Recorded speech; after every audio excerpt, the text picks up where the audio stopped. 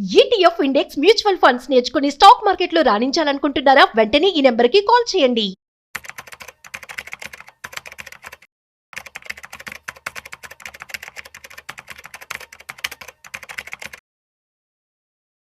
ఇవాళ మార్కెట్ ఎలా క్లోజ్ అయిందో ఇవాళ మనతో చెప్పడానికి ఫైనాన్షియల్ ఎక్స్పర్ట్ శ్రీరామచంద్రమూర్తి గారు ఉన్నారు.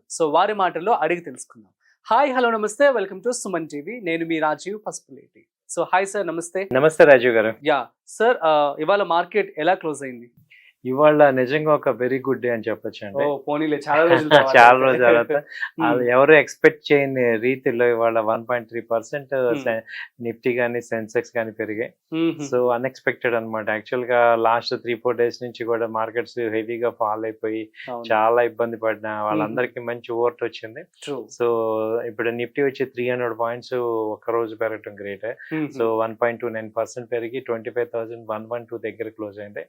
అలాగే సెన్సెక్స్ తీసుకుంటే అది 1046 points పెరిగి 82,408 దగ్గర క్లోజ్ అయింది.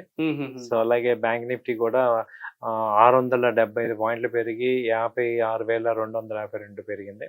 సో ఇదంతా కూడా చాలా మంచి ఇవాళ మంచి ర్యాలీ వచ్చిందని చెప్పచ్చు. సో మేజర్ గా స్టాక్స్ చూసుకుంటే బాగా బాగా పర్ఫామ్ చేసిన ర్యాలీ మనకి చూసుకుంటే ఏంటంటే టాప్ నిఫ్టీ 50 కంపెనీస్ లో జియో ఫైనాన్స్ 3.5% బాగా పెరిగింది. తర్వాత నెస్లే వచ్చి 3.3% పెరిగింది.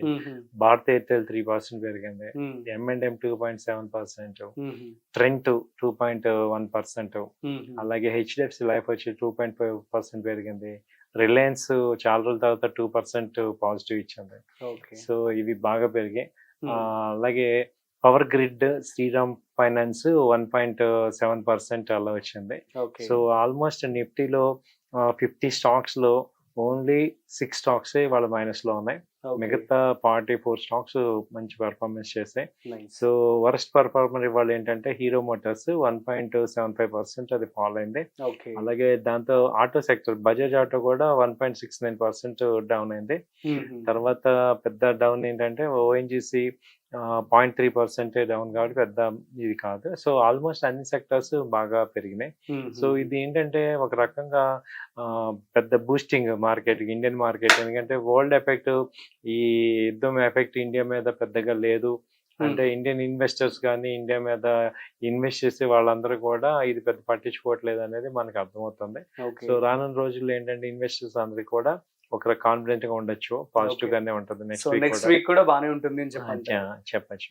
అంటే మీరు అబ్జర్వ్ చేస్తే ఏమవుతుందంటే 1 week లో ఫాల్ అయింది, 5 రోజుల్లో ఫాల్ అయింది, ఒక్క రోజులో వచ్చేసింది. అవును, కాబట్టి అంత స్ట్రెంగ్త్ ఉంటే కానీ రాదు. సో ఆ కంట్రీ మీద కానీ ఆ యొక్క కాన్ఫిడెన్స్ లెవెల్స్ ఆ స్టాక్స్, ఎందుకంటే మళ్ళీ క్వార్టర్లీ రిజల్ట్స్ కూడా బాగా వచ్చాయి ఇండియన్ మార్కెట్ లో. మళ్ళీ నెక్స్ట్ మంత్ మళ్ళీ క్వార్టర్ రిజల్ట్స్ ఈ క్వార్టర్ అని తెలుస్తున్నాయి. కాబట్టి ఇది పాజిటివ్ గానే ఎక్స్పెక్ట్ చేస్తున్నాం నెక్స్ట్ మంత్ కూడా. సో దీన్ని బట్టి ఏంటంటే బై అండ్ డిప్స్ పానిక్ అవ్వాల్సిన అవసరం లేదు మనం. So stay with investment, stay చేసుకోండి, ప్రొటెక్ట్ చేసుకుంటూ ఉండొచ్చు. ఓకే. సో సార్, మరి ఏ కారణాల వల్ల పెరిగిందని చెప్పి అనుకోవచ్చు? At the same time future లో ఎలా పెరుగుతుంది అంటే కారణాలు ఏంటి? యాక్చువల్గా ఏంటంటే ఇవాళ ఎక్స్పెక్టేషన్ ఏంటంటే ఈ యొక్క వార్ ఇరాన్ కొంచెం పీస్ టాక్స్ కి యాక్సెప్ట్ చేశాము అనే న్యూస్ అనేది స్ప్రెడ్ అవుతుంది. సో దానివల్ల ఏమవుతుందంటే త్వరలో కొంత సర్దుబాటు అయ్యే అవకాశాలు కనపడుతున్నాయి అనిపించింది. తర్వాత ఏంటంటే మెయిన్ ఇండియాలో కూడా బయింగ్ డౌన్ సైడ్ లో బయింగ్ వచ్చింది. సో నెక్స్ట్ ఈ గురువారం ఎక్స్పైరీ కాబట్టి next week expiry role overs కూడా ఛాన్సెస్ ఉంది. సో ఈ ఒక్క ఎత్తున పెద్ద ఎత్తున ఏంటంటే షార్ట్ కవరింగ్ వచ్చి మార్కెట్స్ లో అంతా బయింగ్ జరిగింది అనమాట. సో ఎక్కడైనా ఆప్టిమిజం ఇండియాలో అయితే బాగా కనబడుతుంది.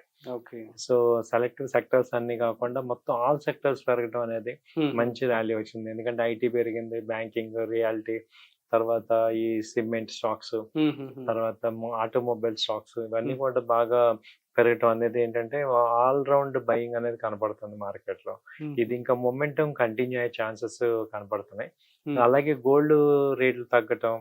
సో క్రూడ్ ఆయిల్ కూడా లాస్ట్ టైం నిన్న 77 barrels ఉంటే ఇవాళ 74 barrels వచ్చింది. సో ఒక 3 barrels తగ్గటం అనేది కూడా ఒక పాజిటివ్ ఫ్యాక్టర్ గా మార్కెట్ తీసుకుంది.